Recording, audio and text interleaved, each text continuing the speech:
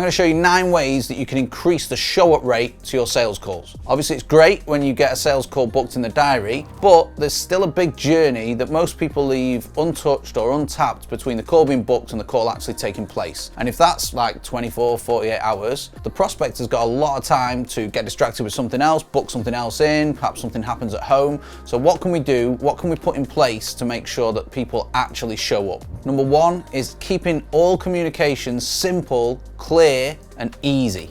So to book the call, I recommend using a calendar software. Calendly is by far the best one I've seen, and that allows you then to automatically send them a Zoom link and some instructions as well. Now the best ones I've seen have a very simple link that the attendee can click and it will put the meeting in their calendar straight away. The other thing I recommend having here is a number of bullet points just describing what's going to happen on the call, what they're going to get out of it, what they need to bring, that kind of thing. But dead simple, don't bombard people. Number 2 is automatic qualification and disqualification. So you don't want to spend time asking loads of questions before you actually get someone to book in a call when you can just have the calendar software do it for you. What I like to do is ask about the current situation, the desired situation, but also the blockers. Then time and intent. How quickly do they want to get started, and do they have financial means to invest?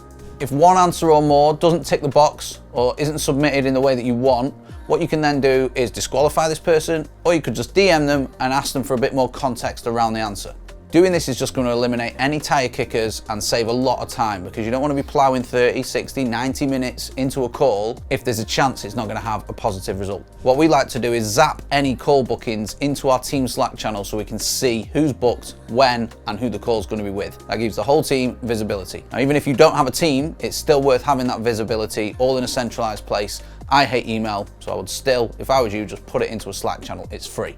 Bit of a side note here, when someone has booked a call with us, if we're not already connected or following them, we'll also do that. So if we're connected on LinkedIn but we're not following them on Instagram, we'll follow them on Instagram and make sure that we're dropping Instagram stories, just showcasing social proof and client results and behind the scenes, day to day, that kind of thing. Number 3 is automation. Most calendar softwares are going to allow you to send free reminders, either by email, SMS, or both. And these are your touch points during that, what could potentially be like a 3-day window between the call being booked and the call taking place, where you can start to nurture and warm up that prospect even further. So when they get to the call, they're actually excited about it. And certain softwares will allow you to personalize those touch points or those SMSs or those emails based on the person's responses in those qualification questions on the calendar form. Automation also sends the invite for you, so you've not got to piss around finding a date that works for both parties and generating a Zoom link. It does it all.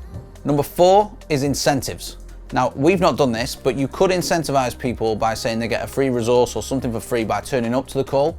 Could be a good idea, but what we do is highlight the value of the call at every single one of those touch points that I mentioned. So every single SMS or every single email, we're actually showcasing the outcome of the call and what they're going to get. Not the fact that we sell a program or the fact that we've got some form of service for sale. We're literally just showing them what's going to happen on the call and highlighting how valuable and impactful that's going to be.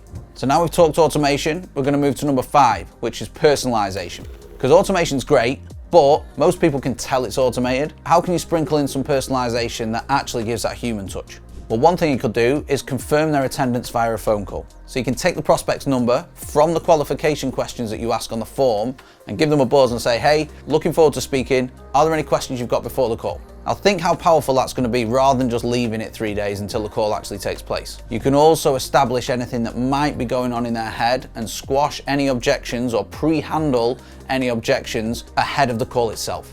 We also like to send a DM on the morning of the call, an hour, maybe 2 hours ahead minimum, just to say we're really excited to chat. And it gives an opportunity, if someone's not going to show up, to either reschedule or tell us why or ask a question. Another thing you could do is send a personalized video or DM upon them booking a call with you. Again, straight away, think about it. You just booked a call with someone, they send you a video saying they're excited to chat. You're going to like them a bit more and probably be more excited for the call, which is ultimately, as the seller, what you want. Let me interrupt for 1 minute. The best way to find leads on LinkedIn is using Sales Navigator, but most people are scared of it because they think it costs too much and it's complicated. Firstly, you can grab a 30-day free trial. Secondly, I've got a free training that I'm going to give to you that helps you locate every single one of those leads you want. And this works for every industry. I'll literally show you everything. So if you want it completely free before I take it down, then hit the link in the description.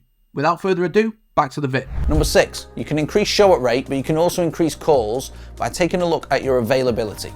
If you've not got slots on your calendar, people can't book. If you've only got one slot, people might be fighting over it, and someone might have wanted to book then, but got pipped by someone else getting in first. So the best thing to do is have maximum availability, but also not to be available every single day for the next 2 months. You probably want to limit the availability somewhere. For us, it's just over a week. And I can talk about this from a data point of view because it's happened to us. The further out the call is booked, the less chance the person has of showing up. So if you can reduce or even eliminate anything over a week or anything over 3 days, they will have a much higher chance of actually turning up. So I recommend checking your call availability daily or having a VA do it for you, because Calendly and other softwares are tied directly to your calendar. And if you've got a big chunk of time blocked out, people aren't going to be able to book. And if you look at your availability and there's constantly hardly any of it, it's worth either reevaluating your calendar or hiring someone to free up your time or take the sales calls. Tip number 7 is to have what I call a success page. So straight after someone's booked with you, you have an opportunity with most softwares to show them something or to take them in another direction. Yes, we send an email with the invite, that's all automated, but we can automate something else as well. And that's this success page. A short 2-minute video that just details what's going to happen on the call, why they should show up, and answer any top-level questions. Now, you can host this on a landing page on your website as an example, or it could just be a Google Doc, and you get the chance then to demonstrate more social proof and more results that you've helped other people who are similar to the person that's just booked achieve. Alongside that, you could have an FAQ section or an objection section that answers questions that the prospect is likely to have on the call that you get frequently. Number 8 is to optimize the booking page itself. Firstly, make sure that it's optimized for mobile. There's nothing worse than trying to book in with someone and not being able to do it because it's too fiddly or whatever. Make sure that people have a positive experience. The next thing to remember is you can add or remove friction.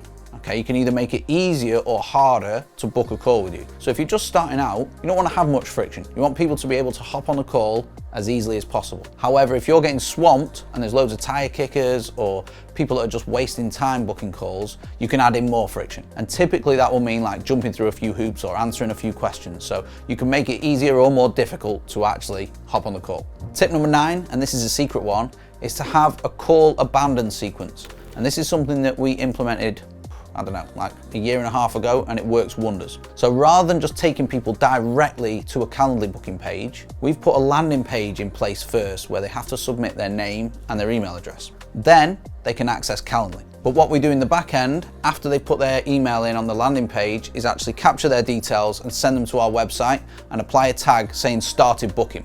Then if they go through the process of booking a call but don't actually book it with us, they're sent a very simple email 24 hours and 72 hours later reminding them that they need to finish booking. Just like those abandoned cart sequences, you know, when you go on ASOS or Amazon and like, hey, you forgot to finish your order. It's exactly the same, but you can include more social proof in it as well. And for us, over 30% of people that start booking, don't finish booking, and then get hit with the abandoned sequence will actually go through and they will book a call. And those, my pedigree chums, are 9 ways or 9 things to think about or 9 things that you can implement if you want to increase the show up rate to your sales calls. Hope this was useful. I'll see you next week, maybe.